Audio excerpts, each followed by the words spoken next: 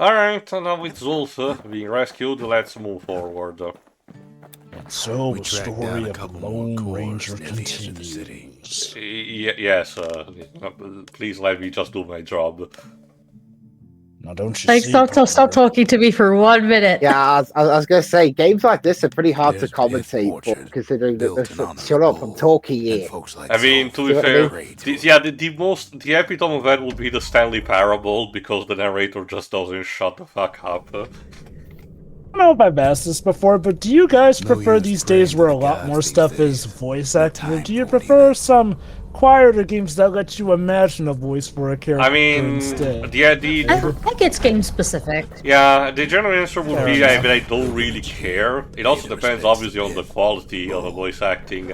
Now, if it's something from, say, New Blood, so it has to include Gianni Matragrano in it, I know that I'm probably gonna have a good time in some capacity, but I can live also without it, potentially. Again, Deltarune Undertale's Deltarune uses just splicing for a Banjo-Kazooie style effect to some ridiculous degree. It took years, but people apparently discovered that Sans uses fucking Patrick Starr's, voice clip from a SpongeBob episode.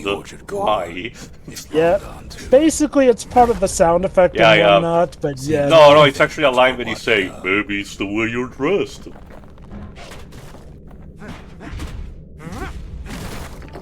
Anyway, to get more on point here, we're in the places where they worship stuff. The Salonians did have a religious system, particularly Pyth, these ox deity. This is not... I know that someone might, with enough religious context, people might believe this might be a callback to, the Exodus, when at the basis of Mount Sinai,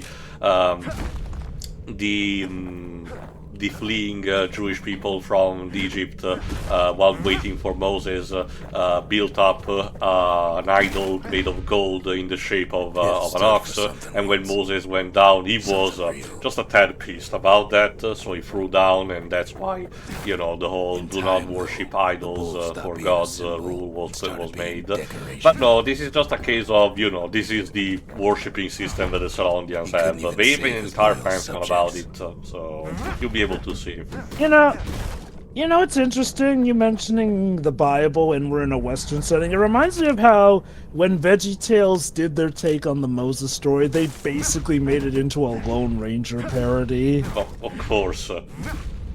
It makes sense in context though, and VeggieTales handled it rather well. Again, I haven't still seen a single episode of VeggieTales, but I keep being told by people that it's an entertaining enough, animated series despite being religious-based. Yeah, I know so many people who, it's a beloved show for, and they're in no way religious whatsoever. Okay, look, it was my childhood for a good dose, essentially. Again, stuff like VeggieTales is a reminder that, hey, Christian media doesn't have to be bad or cringe, essentially. Tell that to Kirk Cameron. Speaking of which, and God's Not Dead is still going, isn't it? Yes, speaking of the shrine of a pantheon, there it is. Now, fans of Hades might recognize these portraits to be similar to the Greek pantheon, on how they portray that in the 80s games, but rest assured, this is a complete original set, and you unlock deities as you go through the game.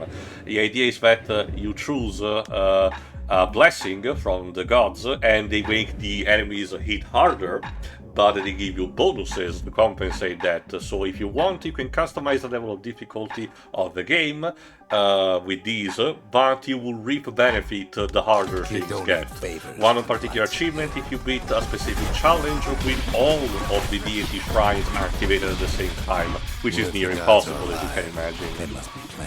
If I recall correctly, I think Hades 2 has a good chunk of Bastion references in it. I don't know about that, but like I said, it has been a bit, so ideally the IP should be retained in the hands of Supergiant instead of being shared with Warner Bros. I hope so.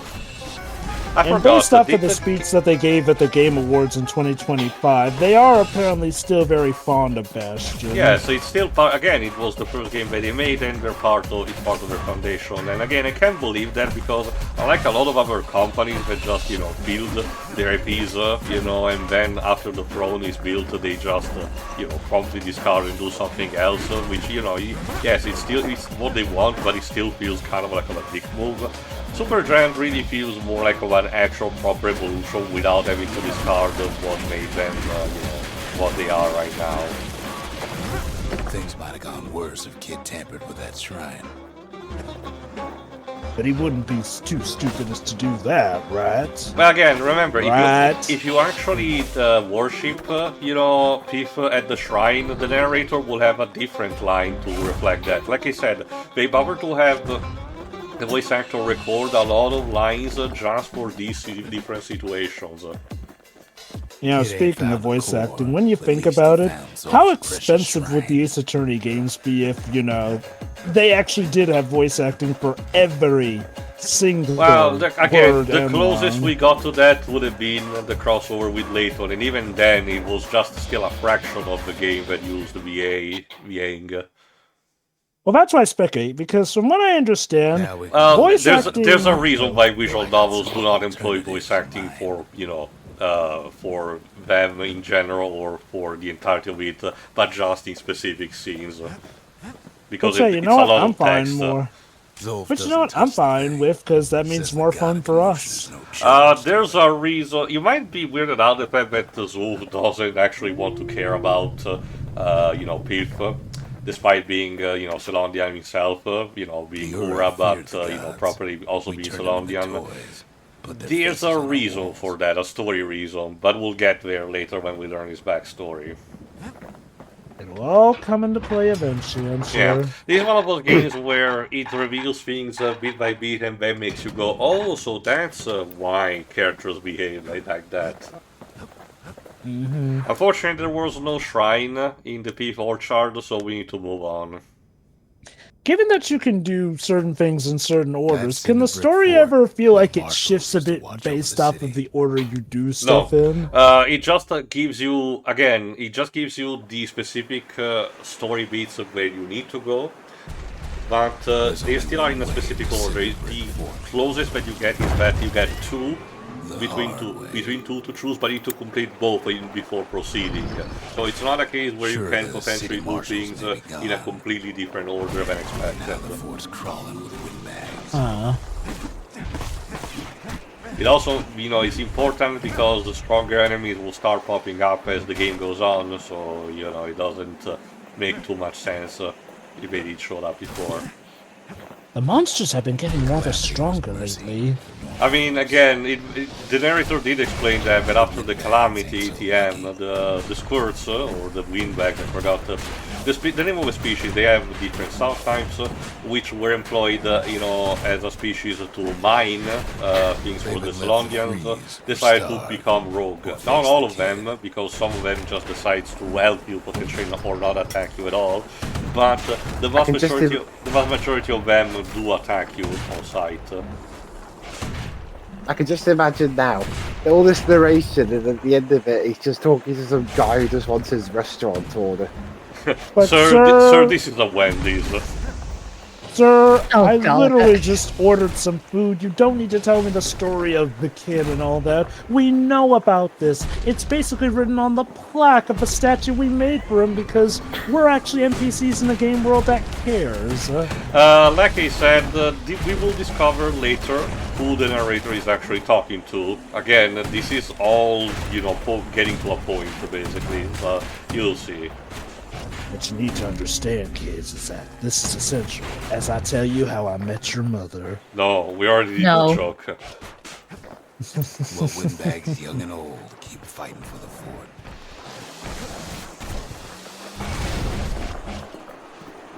in spite of that ending, How I Met Your Mother is a show I would still recommend. Alright, here's my favorite ranged weapon of the entire game, the scrap musket. This thing is basically a shotgun.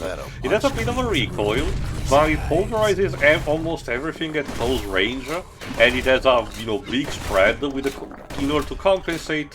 The bullets that travel far do not inflict the same amount of damage. That is, unless you bring up an upgrade that actually deals the same amount of damage at any distance, turning this into almost a screen nuke. So what you're telling me, Tio, is that it can fire in spurts, but if he shoots you, it's gonna hurt. Of course. CG coconut gun. If he shoots you, you'll probably die. At least it's better than the alternate lyrics that says this coconut gun can make you shoot yourself. Can you imagine if Nintendo actually made a remake of that game in this day and age? Of DK64? I mean, I don't see too much of a point unless it's about implementing the Fable, character switch at any point that is being used in mods for the game, which, yes, I guess at that point, it will be useful, but I can see them just, having to prefer to move on with new Donkey Kong Country's games. I only mention this because, and I won't spoil details, but because of certain developments from Donkey Kong Bonanza, yes. I do wonder if what they're doing is like sort of a semi-reboot to Donkey Kong's lore and timeline and whatnot. It's weird. I mean, to be fair, they're treating it in a similar way to the Mario games, where despite having some level of continuity, the geography at the end of the day doesn't make any sense. As for the windbags, I love how Mario Odyssey basically establishes that, yes, realistic humans actually were a thing in the wacky world of the Mushroom... Well, okay, not the Mushroom Kingdom, I guess, since the Mushroom Kingdom is a part of the Earth in the magical world, essentially. Mind you, they did still stick with the origin of Mario and Luigi coming from Brooklyn, so... And now I do wonder if New Dog City was basically understand how those that gel inspiration with the Yoshi's Island game. So, like, they were born in Brooklyn, but then they got transported as infants to the Mushroom Kingdom. Okay. The idea is that the stork was on its way to Brooklyn, but shenanigans happened, I think probably while it was dropping off other babies, so this implies that the stork is an omniscient being that can traverse between dimensions and different worlds to deliver babies. Especially, well, I'm not saying that, but the ending of every single Yoshi's Island game still showcases Mario and Luigi's parents, what we assume they are, still receiving the babies, and the house that they have do not really match modern architecture, but one of the houses that you feel like belong in the Mushroom Kingdom. I forget, wasn't the latest Yoshi's Island game deemed no longer canon? I think that was the one on the 3DS, the one that people don't like. It also ends with the Bowser trying to time travel in order to prevent his defeat, so I don't fucking know. Like, and remember, Shigeru Miyamoto really doesn't care about the Mario lore to the bigger extent. As it's come about, he does get a little overblamed for how Sticker Star turned out, though he is still part of the reason it turned out that way, yes. Yeah. It's like, okay, from what I understand, Miyamoto doesn't outright hate story. He's definitely one who doesn't prioritize it, though. It's more about the continuity rather than story in itself. The idea of it to keep the same elements for each game too consistent. And outside of some things like, character design and so on, stuff like the geography is more about suggestion than anything. And I know it's not perfect, but I do consider the crossover between Mario and Luigi and Paper Mario to be a better... But that's no longer the send-off, because we did actually get, the Origami King, yes. And after that, the team did the remake of Thousand Year Door. It ain't afraid to get burned. Which, of course, many people rejoiced about, especially since Thousand Year Door actually did go above and beyond and give us a more proper localized script from the original. One that pretty much does confirm some stuff like, yes, Vivian is trans and whatnot. I had to question, I'll have to do more research on other stuff, because you know, there's other stuff that got micro adjustments which really do not make sense, and I'm talking Sonic Generations re-release level of, you know, this doesn't bother me that much, but I'm asking you, why did you do that? Oh yeah. You know, can I just say this? It was the weirdest thing that when the Sonic Generations re-release came out, there were suddenly people coming out and acting like the original script written by Pyth was this amazing thing that shouldn't have been tampered with. And don't get me wrong, some of the changes made were weird, but I'm like, so suddenly now the fan base is all in Pyth's corner when I distinctly recall that they were hated after Colors, essentially. Which, again, to be fair to Pyth, Generations kind of literally did not leave them with any room to write much. No, not really. The script is very simple. Yeah, I was gonna say, it's like it's so weird. I mean, the game barely had any story in the first place. And this is coming from someone. I don't think how Ian Flynn handles references is 100% naturally handled sometimes, but. Well, I think it was. I think the complaints against the rewrites for Generations, I think, were a bit blown out of proportion. Look, I'll just say it right now. I was somebody who was in Pyth's corner before it became cool to do so, you know, well before Ian Flynn came onto the games. I acknowledge that they had problems, but I legit did think they could have gotten better because they showed with Colors that they can write a pretty good Sonic narrative as well as some nice jokes here and there. No, the issue was, well, as it's been mentioned, they didn't get much of a Bible, but admittedly, even Pyth themselves just didn't click with the franchise as much as they could have, since, accordingly, Lost World was apparently their baby, story-wise, essentially. Mind you, I like Lost World, but I can definitely admit that the story had issues and whatnot. I'll just put it like this. Ian Flynn is probably the best outcome for us as the game writer, but I do wish that we could have at least left things with Pyth on a better note. Zolf's telling me about his own journey to the city. Seems the only thing the Calamity saved for Zolf was a smoking pipe.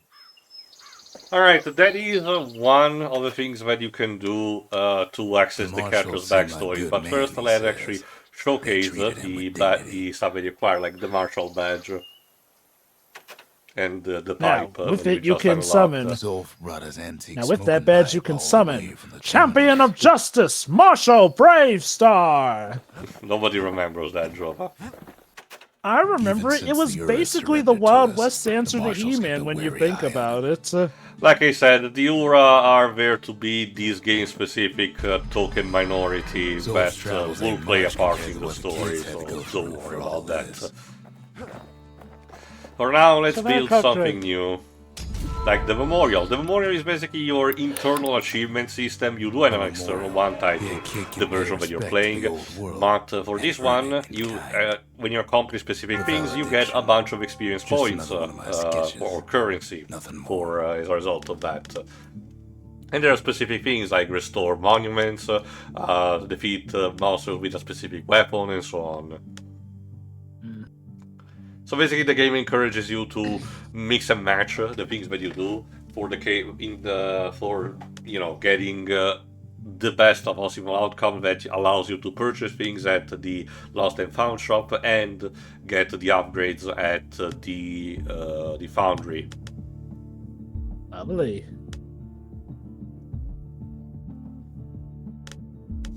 Yeah, no, Marshal Bravestar got a few reruns in the 2010s and whatnot, but yeah, it's probably its biggest distinction as being Filmation's last big project before they were shuttered, which is strange. Like, there was a time when nobody thought Filmation would die out. Like, they kind of provided a lot of the, I'm not sure greats is the right word, but a lot of classics from animation, like the Ghostbusters series, He-Man, most notably, of course, He-Man, yeah. God, can you imagine if we'd actually gotten a Filmation crossover? I mean, we kind of did with the He-Man and She-Ra Christmas special to an extent. But you know, like a mass-wide one, like He-Man, Bravestar, the Ghostbusters. Alright, let's get something more to drink. before going off. Although there you go. Although God forbid we throw in Filmations' semi-illegal Disney sequels, which they wanted to do in mass. Anyway, Tony, for the next part, where if I recall correctly, we will go into smoke some of that damn kush, and we'll see what happens with that. See ya for that. Beautiful. Yeah. See you then.